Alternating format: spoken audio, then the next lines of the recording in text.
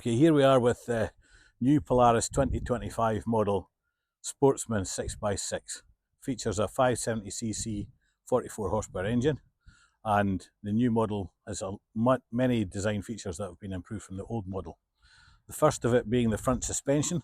We now have a double A-arm parallelogram independent front suspension unit, as opposed to the old one just had a single A-arm.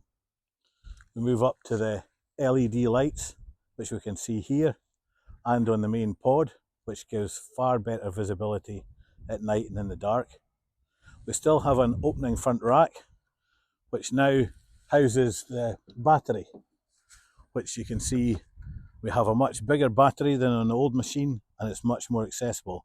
Up here it's kept dry and out of the way.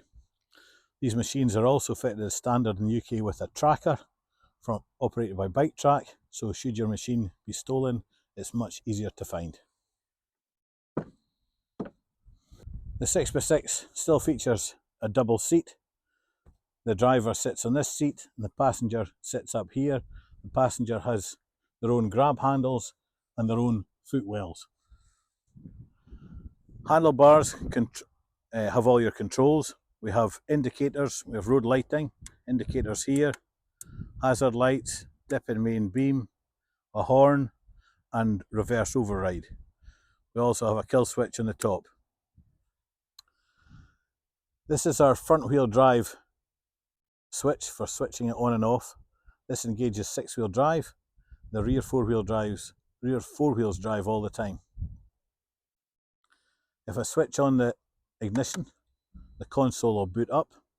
As soon as it's booted up, the power steering operates, and there's a number of functions on the dashboard that you can see here. We have the fuel gauge up the side, the time, the gear we're in, which is park at the moment, the position of the four-wheel drive, the rear wheel drive is engaged and front wheels are not.